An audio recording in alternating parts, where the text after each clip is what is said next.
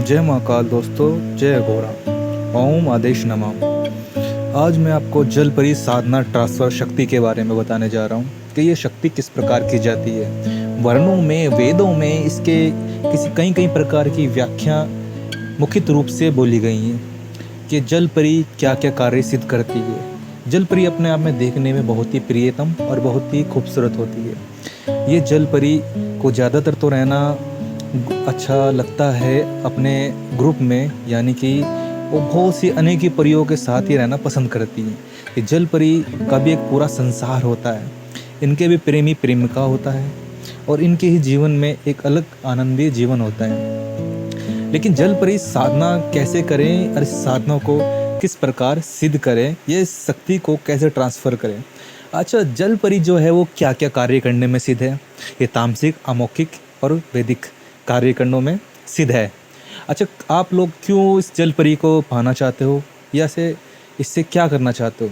जल परी का जो कार्य होता है वो किसी की जानकारी लाना या कोई तामसिक क्रिया करना या कोई भी वशीकरण, मोहिनी मंत्र या कोई रुका हुआ कार्य को पूरा करना, वो ये काम जल परी अपने रूप से करती है।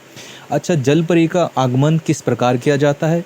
बहुत से लोगों ने आपको कई तरह तरह की बातें बताई होंगी कि जल परी इस प्रकार उसका आंगन किया जाता है, इस प्रकार वो आमंत्रित की जाती है या इस प्रकार वो बुलाई जाती है।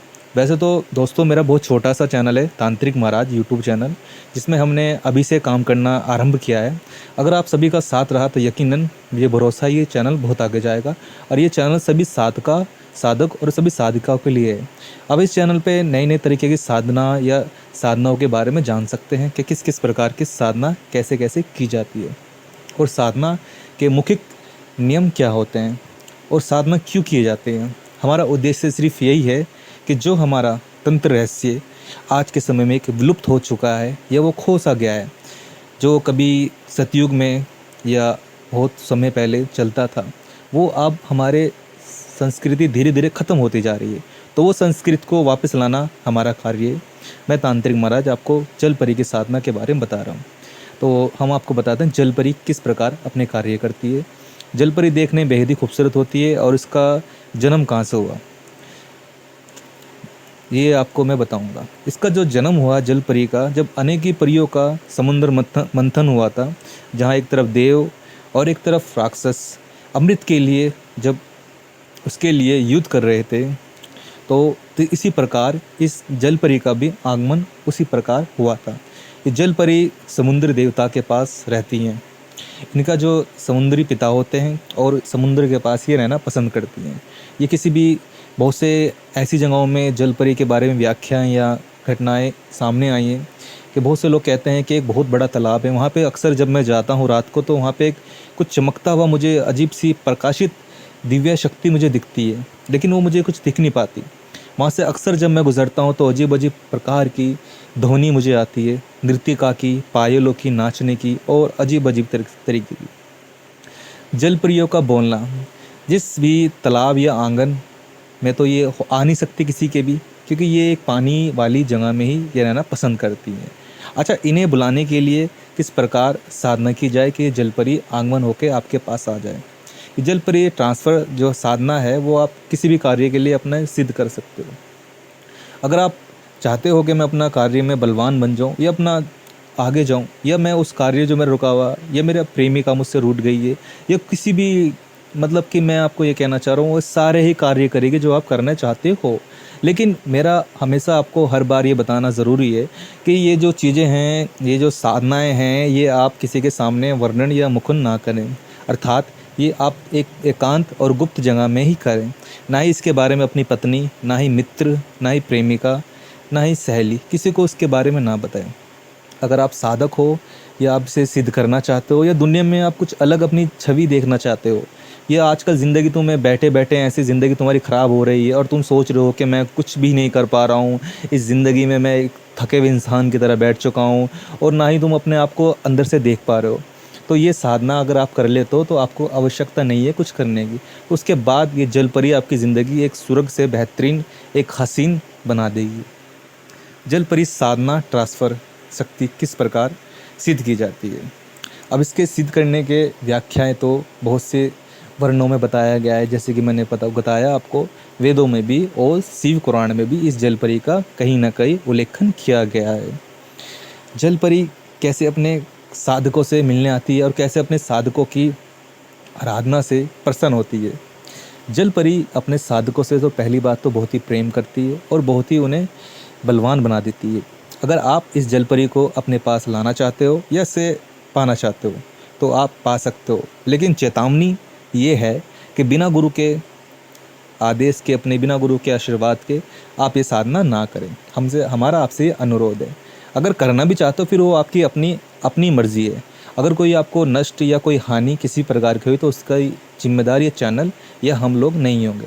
ये किसी गुरु की देख रेख में ही की जाती है। अगर आपका कोई गुरु नहीं है या आप ये साधना सीखना चाहते हो तो आप हमसे ये साधना सीख सकते हो और ये ट्रांसफ़र जलपरी का ले भी सकते हो।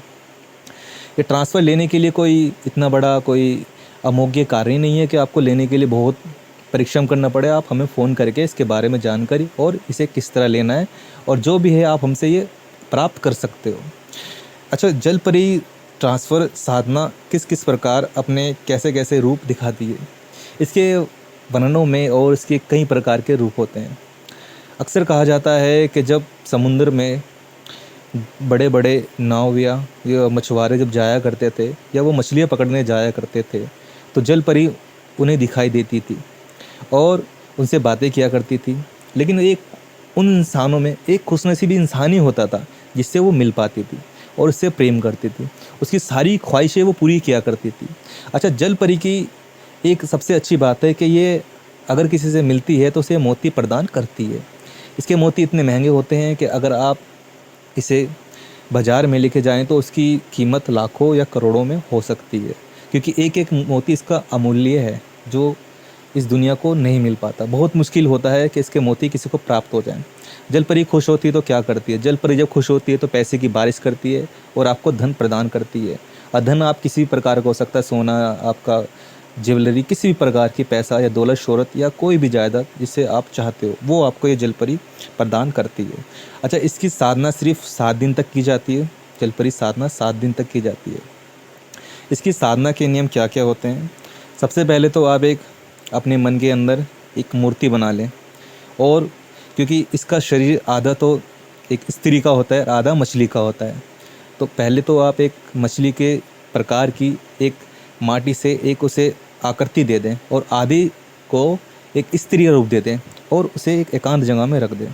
अच्छा, इसकी जो साधना है वो कहाँ की जाती है? इसकी साधना है जो की जाती हैं वो पानी वाली जगह में की जाती है, या कोई तालाब हो या कोई नहर हो या कोई गंगा हो, वहाँ पे आप इसकी साधना कर सकते हो। इसकी साधना आप घर में भी नहीं कर सकते, ऐसा नहीं है कि घर में कर दो। और इसकी सामग्री किस प्रकार लगती है?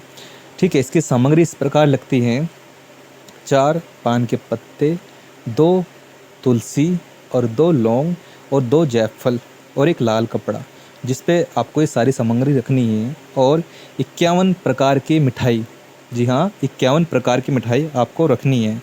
और ये मंत्र बोलना है: ओम क्रुम श्रुम तृतीय तृतीय तृतीय जलपरी आगमन तु नमन नमन नमन नमन जलपरी आगमन तु नमन नमन नमन नमस्तु ते नारायण स्वाहा। ये मंत्र आपको बोलना है। ये मंत्र कितनी बार बोलना है? ये मंत्र आपको 121 बार बोलना है और यकीनन ये परी आ जाएगी।